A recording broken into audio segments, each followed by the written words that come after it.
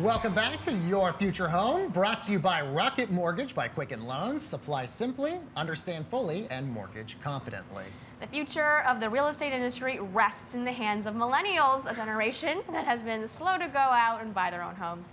But recent studies show that's changing. New data released by survey firm Qualtrics indicates that 53% of millennials now own homes, and that number is only going up.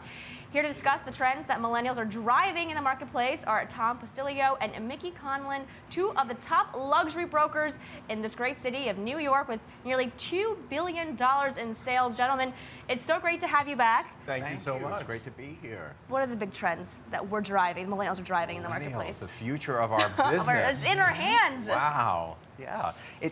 We find that millennials are coming back to the cities. You know, there's always this, we deal with this every day, the struggle with the urban versus suburban. You know, are we going to the city? Are we getting out of the city?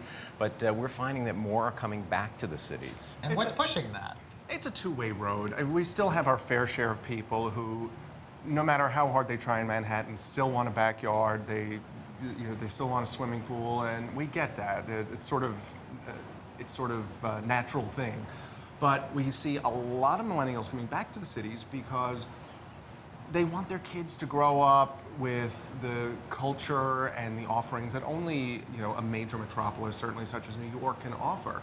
And to that end, they're willing to forego the larger spaces and the backyards and even neighborhoods in many cases just to keep their families in the city. And that's really fascinating. And what are some of the other things that you're seeing millennials kind of do differently than our parents' generation or all the other generations in terms of sacrificing what our parents thought? We need this yard, you need this white picket fence, you need all these other kinds of things. What are some of the other things that millennials are doing differently than our parents when it comes to home buying that we're sacrificing and wanting? Good question. Different generations. Yeah, I think it's the new American dream. We've sort of turned it on its head. Because back in the baby boomer years, post-war, everybody was leaving the cities, they were getting into their cars, we were building expressways and parkways, right, and everybody was going out into the suburbs.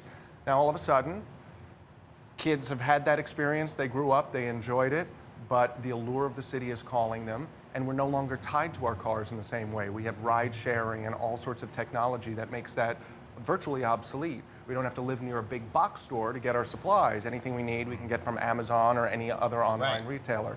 So boxes keep coming every day. Ubers are right here. We can do everything. Technology. Yeah, because we're also able to give up more of our privacy, or we want to, or we're more willing to than our parents, and that gives us more options, right? I feel like in terms of home buying. I think so. Interestingly, the reverse trend is that as millennials are moving back to the cities, the boomers, who are now empty nesters, are kind of like, I think I'd like to live near the theater. I want to walk to the theater and go to fabulous restaurants, and I want to be at Bloomingdale's. That's right. They want to be where the kids are and the grandkids and all of that. Well, this graphic that we have right here, I want to really showcase this. I mean, there's always the rumor and the talk that millennials aren't actually buying homes. Well, according to this particular statistic, 34% of all recent home buyers are actually millennials. So why are we seeing millennials increase in buying houses? Because we thought forever, let's just rent. Let's just, do things, stay in the city, we'll rent an apartment. Sure. A lot of them are just coming out of college, probably don't have a lot of money for the down payments and a lot of that stuff, but 34% is a big number. That is a good number.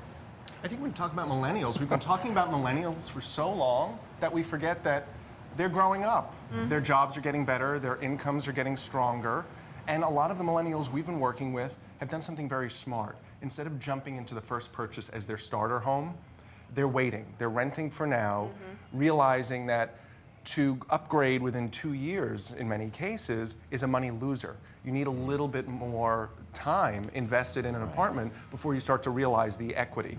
So they'll rent longer, and then they'll wait for that 2-bedroom apartment.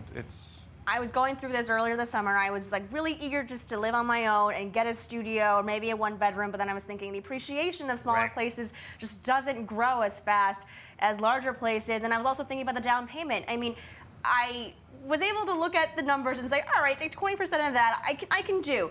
But honestly, you need to have much more than just that 20% of the down payment. What's the actual percentage of the house listing price maybe that you have to prepare yourself for that first down payment? Well, 20% is kind of what the requirement is as a minimum down payment, but we talk to clients. There are fees. Yes, you have your monthly. If you're buying a condominium, you have monthly common charges for the amenities and the what's involved in the building. You have your monthly real estate taxes. So you have to look at that very carefully so that you're comfortable with your monthly housing nut. But when you talk about a studio, we do talk when we're working with a buyer. We say try to push yourself to the next level. Right. If you can afford a studio, try to get the one bedroom. Well, that actually brings up my next question. And when you're talking about studios, we millennials are very minimalist. And we've also seen this rise, mostly because of television, of tiny homes. People wanting to live so minimalist that they want something that's like 15 square feet.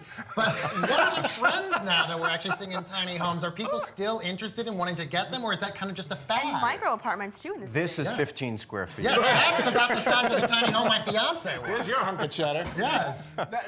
It's wild. Like the tiny home craze, it's not yet a thing. It's a thing on paper. It's a thing in theory. So it's a fad. Yeah. It's a fad, but let's look at it very seriously. There's a reason the self-storage business is still booming because we all have too much stuff. We're not necessarily willing to part with it.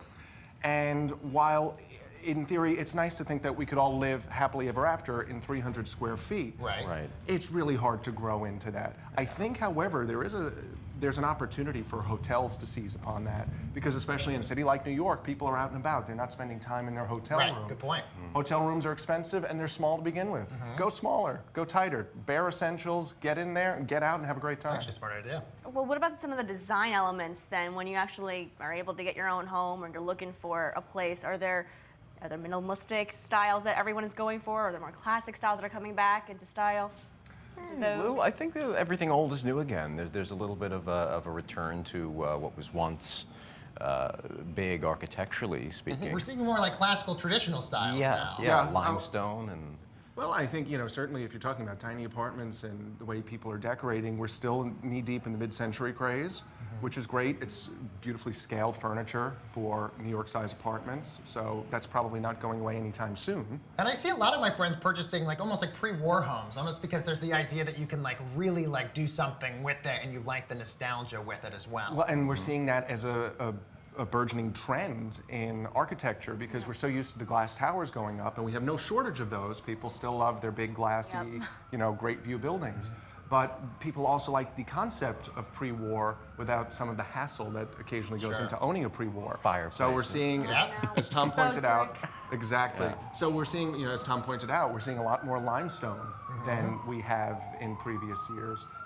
It's exciting. It's because those are the buildings that sort of characterize New York, at least in my opinion. We got to go on a weekend tour with you guys where you just show us our dream Yeah, homes no, that come we on. never We'll afford. Let's jump in a pedicab or Yes. something. Yeah, we'll take Cheddar on the road. I love it. Cheddar on the road. Awesome. All right, it's great to have you guys as always. Tom Thank Castillo you. and Mickey Conlon. They are luxury real estate brokers here in New York City.